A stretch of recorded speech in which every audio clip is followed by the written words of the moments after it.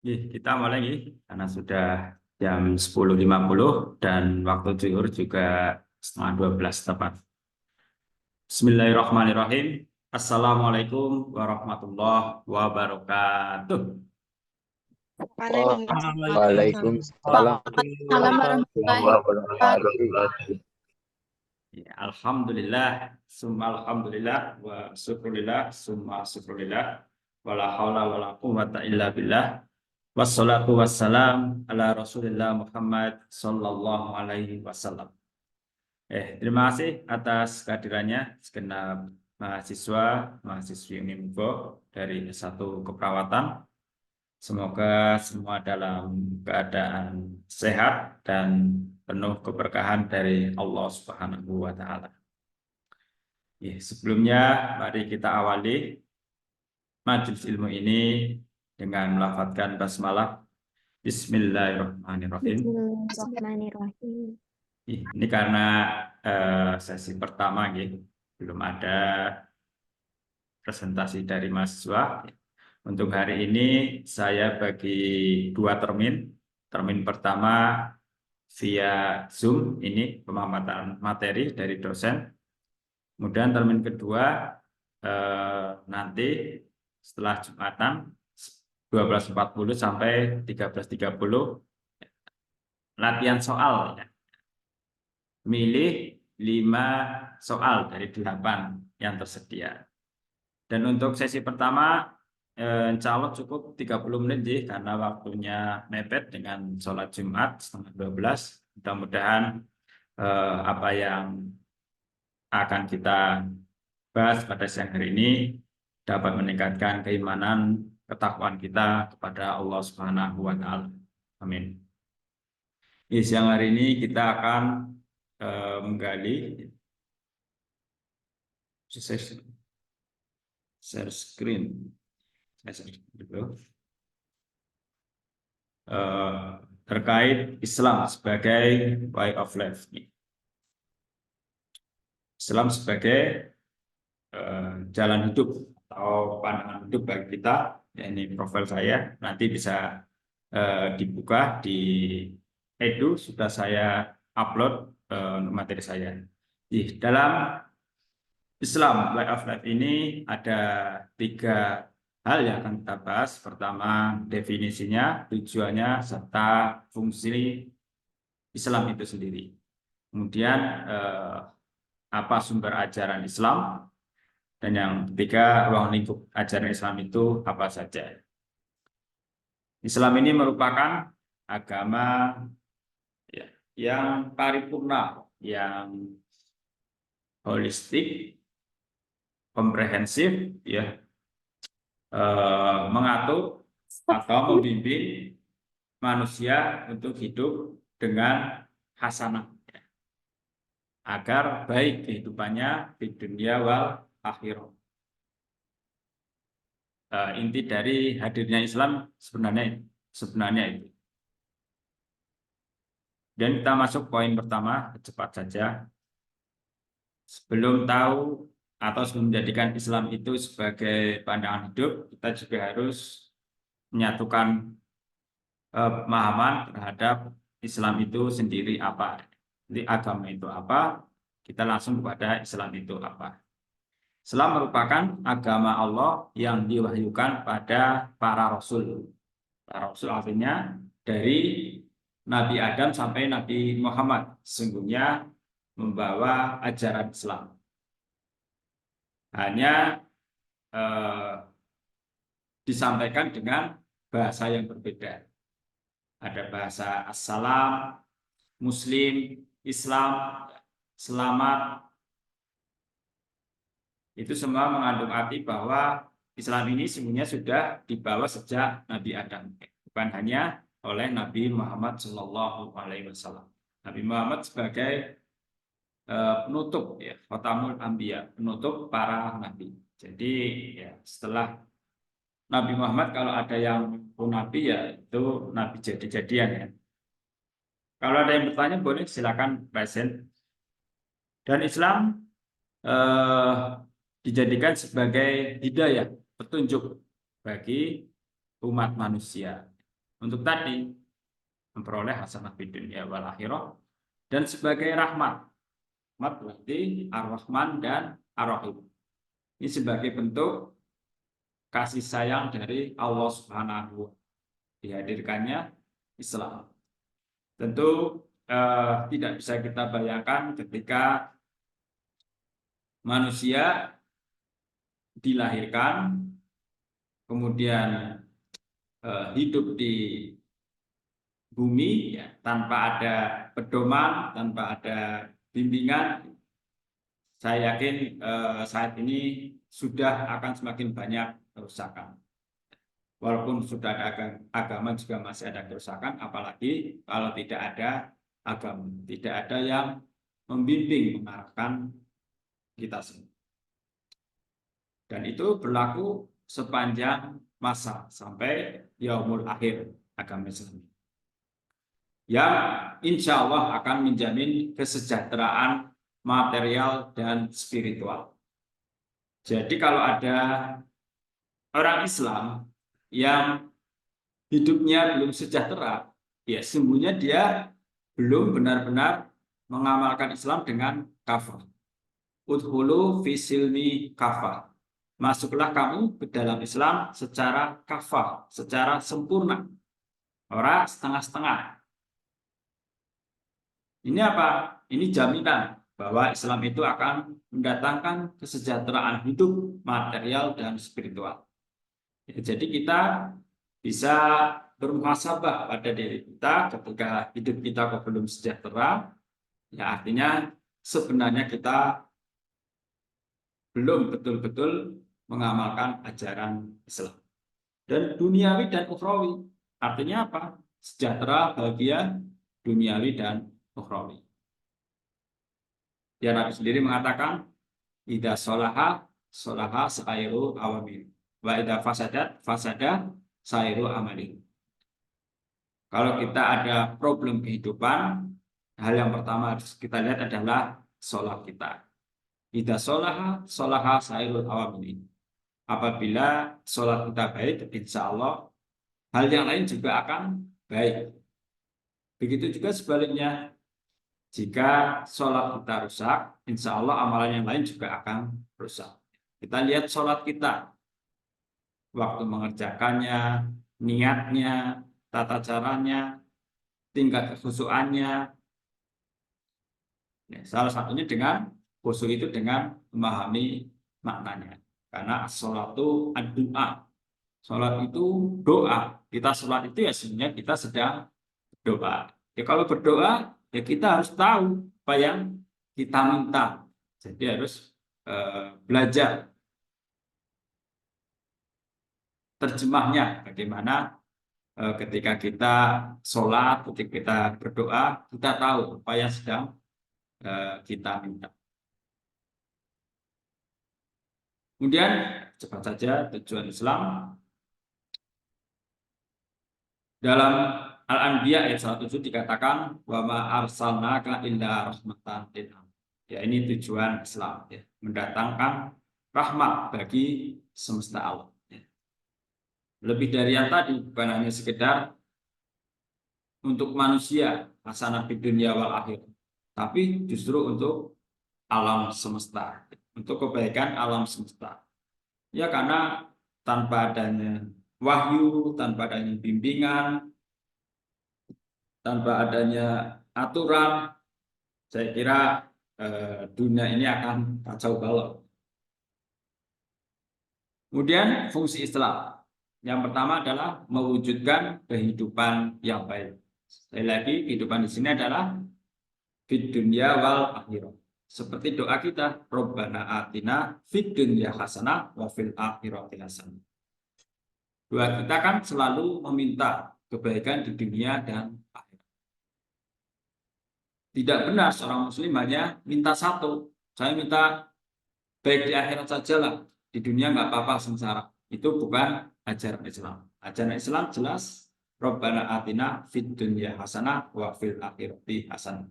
Kita mencapai kebaikan, kebahagiaan di dunia dan di akhirat. Itulah kenapa Islam itu kafah. Bukan hanya bicara kehidupan akhirat, tapi juga bicara kebahagiaan kita di dunia. Yang kedua, fungsi Islam adalah menyelamatkan umat dunia dan akhirat.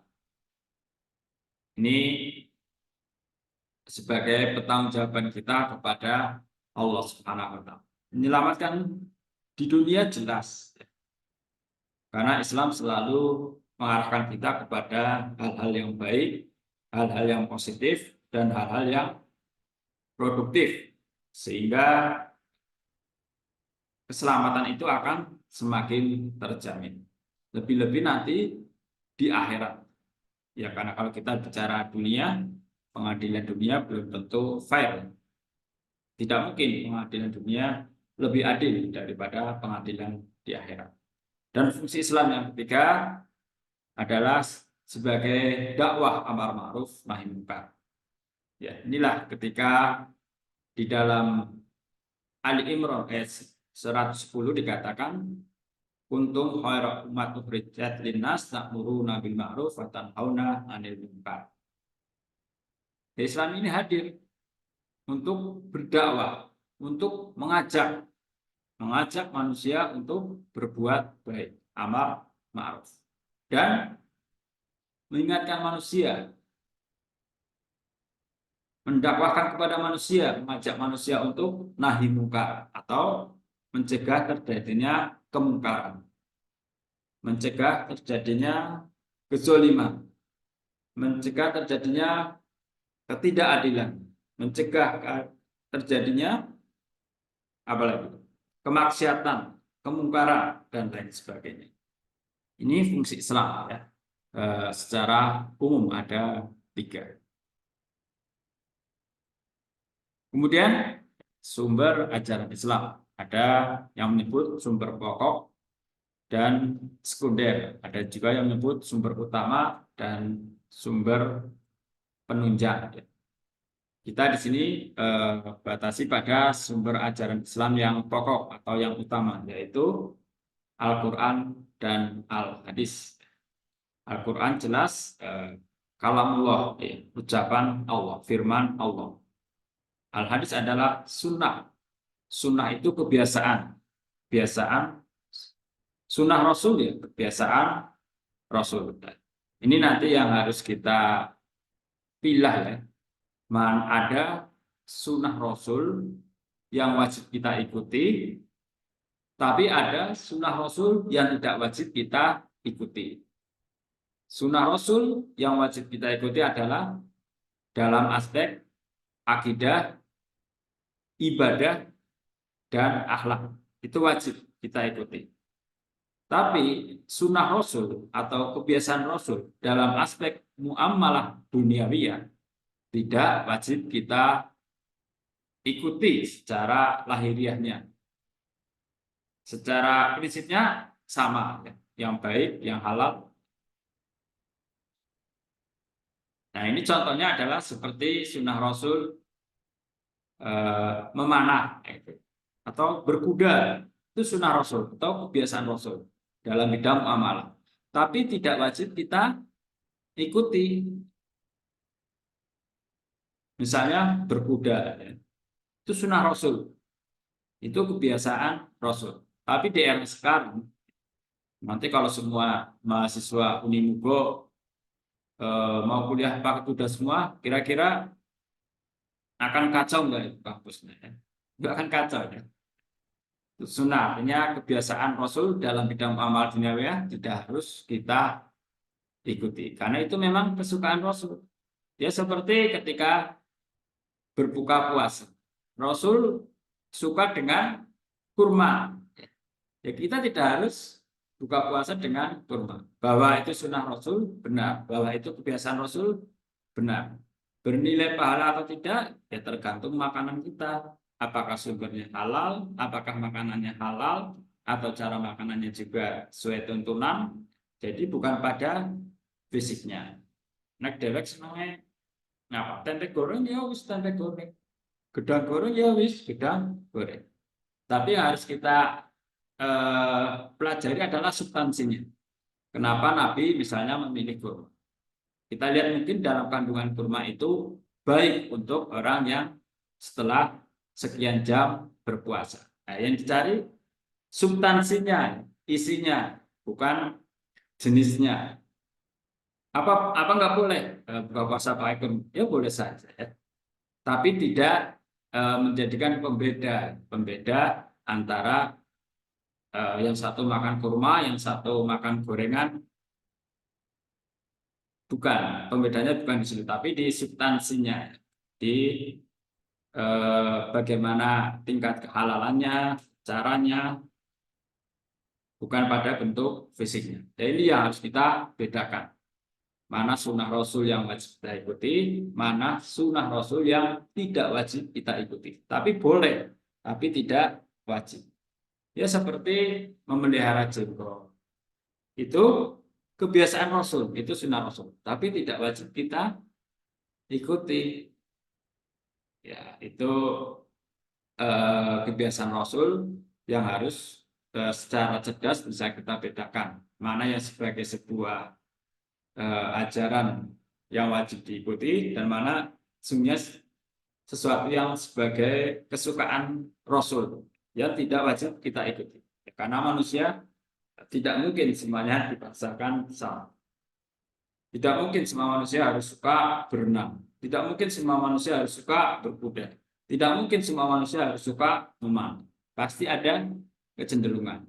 Itu lebih kepada kebiasaan Rasul atau sunnah Rasul atau kegemaran Rasul. Yang harus kita cari substansinya. Kenapa Rasul gemar mana? Barangkali dia atau beliau Rasul ingin melatih ketangkasan dan lain sebagainya. Baik. Kemudian yang pertama, sumber Al-Quran yang pertama adalah sumber utama Islam yang pertama adalah Al-Quran sebagai wahyu yang redaksi dan isinya berasal dari Allah. Artinya Rasul hanya menyampaikan. Kandungan Al-Quran terdiri dari akidah, ibadah, muamalah duniawiyah, akhlak, sumber hukum, kisah-kisah, dan gejala alam, ilmu pengetahuan yang serta pengembangan bukti. Nah, ini yang tadi saya sebutkan, al-hadis atau as-sunnah adalah tradisi atau kebiasaan Rasul. Ya, kalau dalam bidang akidah, ibadah, mahdoh, akhlak, ya harus kita ikuti. Akidahnya Rasul seperti apa? Ikuti jeblak-jeblak tanpa dotakan. Termasuk ibadah mahdoh. Harus kita ikuti apa? Adanya. Tidak ada ruang modifikasi. Dan juga akhlak. Tapi kalau tradisi atau kebiasaan Rasul dalam muamalah duniawiyah yang bukan hal-hal yang substantif tadi, ya tidak wajib kita ikuti. Hal-hal yang lahiriah tidak wajib kita ikuti. Rasul punya kebiasaan pakai jubah, kita tidak harus pakai jubah. Karena itu kebiasaan Rasul dalam bidang muamalah duniawiyah dan tidak harus kita ikuti. Intinya adalah segala ucapan, perbuatan, takrir atau ucapan nabi. Sini harus kita bedakan tadi sunnah Rasul yang wajib kita ikuti, kebiasaan Rasul yang wajib kita ikuti dan yang tidak wajib kita ikuti. Kita harus pandai memilah. Yang tidak wajib kita ikuti adalah dalam aspek muamalah duniawi. Kemudian fungsi sunnah, fungsi hadis terhadap Al-Quran. Pertama adalah bayan at-tafsir. Bayan itu menjelaskan secara rinci. Misalnya dalam Al-Quran ada perintah sholat. Tapi dalam Al-Quran, ibadah sholat itu tidak dijelaskan secara detail. Detailnya itu ada dalam hadis. Kemudian yang kedua, bayan takrir, memperkokoh, menguatkan kebenaran yang ada dalam Al-Quran. Yang ketiga adalah bayan taudih, penjelasan sebagai tujuan disyariatkannya. Itu secara detail ada dalam Al-Hadis. Tinggal 10 menit ya. Nah, kemudian kita juga harus bisa membedakan antara Al-Quran dan Al-Hadis. Ya. Tadi pertama sudah kita bahas secara umum bahwa Al-Quran itu adalah firman Allah. Sedangkan hadis adalah ucapan, perbuatan, ketetapan, dan cita-cita Rasulullah SAW. Kemudian yang kedua, redaksinya juga dari Allah. Tapi hadis redaksinya dari Nabi, ya, susunan katanya dari Nabi. Karena itu kalau kita baca Al-Quran dan Al-Hadis itu pasti beda, walaupun sama-sama bahasa Arab, tapi redaksinya beda. Al-Quran kita lakukan itu enak, ya, ngalir, tapi Al-Hadis enggak, berbeda. Ini juga sebagai bukti bahwa Al-Quran itu mukjizat dan Al-Hadis bukan mukjizat. Ya. Kemudian yang ketiga, Al-Quran hanya dinisbahkan kepada Allah. Sedangkan Al-Hadis itu dinisbahkan juga kepada Rasulullah SAW. Ini bisa terjadi pada hadis qudsi, firman Allah yang kemudian disampaikan oleh Rasul tapi dengan redaksi dari Rasul. Kemudian yang keempat, ya tadi sudah ya, Al-Quran merupakan mukjizat dan Al-Hadis bukan mukjizat. Kemudian yang kelima, Al-Quran sebagai kitab utama. Al-Hadis bukan dinilai sebagai ibadah dan dilarang untuk dibaca ketika sholat. Jadi Al-Quran boleh dibaca dalam sholat, Al-Hadis tidak. Dan membaca Al-Quran bahasa Arabnya roh, walaupun nggak tahu artinya, itu bernilai ibadah. Tapi hadis membaca Arabnya saja tidak bernilai ibadah. Tentunya yang kafah ya selain baca bahasa Arabnya, kita juga harus mengerti maknanya. Ya karena Al-Quran itu hudan, petunjuk ya, petunjuk bagi manusia. Yang namanya petunjuk ya kita harus tahu maknanya. Kita bukan orang Arab ya, kita harus baca terjemahnya. Kemudian keenam, kepastian seluruh isi Al-Quran bersifat mutlak secara mutlak karena dinukil secara mutawatir. Kemudian Al-Hadis, kepastian isinya tidaklah mutlak karena perawi pada tiap tingkatan sanad. Maka dari itu sering didapati hadis yang bersifat hadis sahih, hasan atau hadis dhaif. Artinya apa? Ketika ada pertentangan yang substantif antara Al-Quran dan Al-Hadis, maka bisa dipastikan hadis tersebut adalah hadis yang dhaif. Karena hadis tidak boleh secara substantif bertentangan dengan ajaran Islam. Kalau ada hadis yang secara substantif bertentangan dengan ajaran Islam, maka itu adalah hadis dhaif, hadis yang lemah. Kemudian ketujuh, Al-Quran sebagai sumber dari segala sumber hukum Islam. Ya, sumber utama ya. Sedangkan hadis tadi sudah kita bahas ya. Lebih pada menafsirkan, mendetailkan ajaran agama Islam. Ya. Namun yang jadi problem yang muncul adalah ketika di media sosial, kita yang bukan ahli hadis, terkadang banyak sekali berseliweran hadis. Hanya menampilkan perawi hadis riwayat Bukhari Muslim.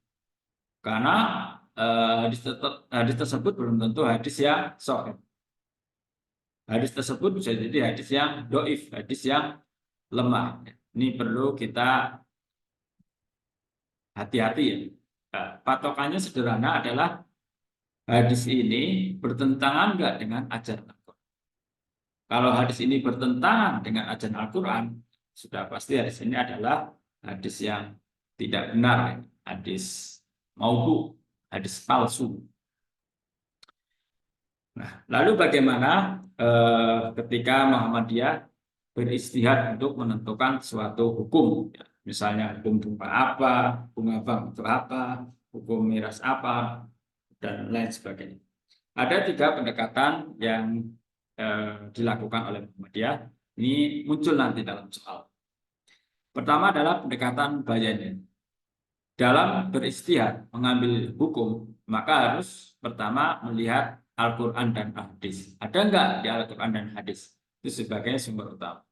Kemudian pendekatan yang kedua adalah burhani, dengan akal sehat, dengan ilmu pengetahuan. Dipadukan, diintegrasikan antara hadis dengan ilmu-ilmu pengetahuan kontemporer. Dan yang ketiga, juga dengan pendekatan irfan, itu pendekatan hati nurani. Ini ketiga hal ini, ya, termasuk irfan ini, satu kesatuan yang tidak bisa dilepaskan untuk menentukan suatu hukum. Harus selalu dikaitkan dari segi Al-Quran bagaimana, kemudian dari segi ilmu pengetahuan bagaimana, dan dari segi hati nurani itu bisa nggak atau dilaksanakan bisa nggak atau diistimbatkan bisa seperti itu. Kemudian ruang lingkup ajaran Islam. Ada 4 ya, akidah bicara terkait persoalan keyakinan kita kepada Allah Subhanahu wa taala. Kemudian ibadah sendiri ada ibadah mahdoh seperti sholat, puasa, haji, ibadah mahdoh yang tidak boleh diotak-atik kata aturannya. Kemudian ada akhlak, moral, etika yang berbasis dari Al-Quran dan hadis. Yang keempat adalah muamalah duniawi. Nah, inilah yang menjadi pembeda muamalah di bawah, yang paling bawah sendiri ini butuh inovasi, butuh dinamisasi dalam mengaktualisasikan ajaran Islam pada kehidupan sehari-hari. Kemudian yang terakhir, karakter Islam ada al-iqtidal, at-tawazun, at-tasamu, asyura, al-islah, al-qudwah, dan al-muwatonah. Al-iqtidal itu bersikap adil. Kita harus bersikap proporsional. Adil tidak mesti sama, tapi proporsional sesuai kebutuhan. Kemudian yang kedua, at-tawazun, seimbang. Dalam kehidupan sehari-hari kita harus seimbang, kehidupan dunia dan akhirat. Tidak boleh lebih berat sebelah, harus benar-benar menjaga keseimbangan untuk menggapai hasanah di dunia. Yang ketiga, at-tasam, toleran, menghargai perbedaan di antara umat manusia. Yang keempat, asyura, ya, senantiasa mengedepankan musyawarah dalam mengambil suatu keputusan. Yang kelima, al-islah, berarti melakukan perbaikan. Senantiasa dalam memutuskan sesuatu karena ada orientasi perbaikan. Keenam, al-qudwah, yang artinya pelopor. Jangan jadi follower, ya. Ini yang punya konten kreator, jangan hanya jadi follower, tapi harus jadi pelopor. Harus jadi qudwah yang mengambil inisiatif. Kalau perlu yang punya follower paling banyak, ya. Yang ketujuh, al-watonah. Apa ini? Ya, mengakui sebuah negara dan kita mau membangun. Ini disebut waton, cinta tanah air. Saya kira itu materi yang dapat kami sampaikan pada pagi hari ini. Selanjutnya, ya, karena 10 menit lagi kita akan memasuki ibadah Jumat. Nanti kita bertemu lagi, tapi di ruang edu, untuk mengerjakan 5 soal. Pilih 5 soal dari 8 soal yang tersedia. Nanti saya absensinya dari situ. Yang mengerjakan, ya saya anggap masuk. Saya kira itu. Terima kasih. Any question? Mbak Sri Utami. Di mana nih Mbak Sri Utami? Kenapa, Pak? Any question? Tidak, Ada Pak. pertanyaan? Ya. Belum. Ya, nanti kalau ada pertanyaan boleh disampaikan di ruang edu. Terima kasih. Saya kira demikian. Mudah-mudahan bermanfaat. Mari kita tutup sesi satu ini dengan melafadzkan hamdalah. Alhamdulillah. Terima kasih. Selamat mengerjakan ibadah Jumat bagi yang mengerjakan. Wassalamualaikum warahmatullahi wabarakatuh. Waalaikumsalam Waalaikumsalam warahmatullahi warahmatullahi wabarakatuh. Saya izin end meeting ya.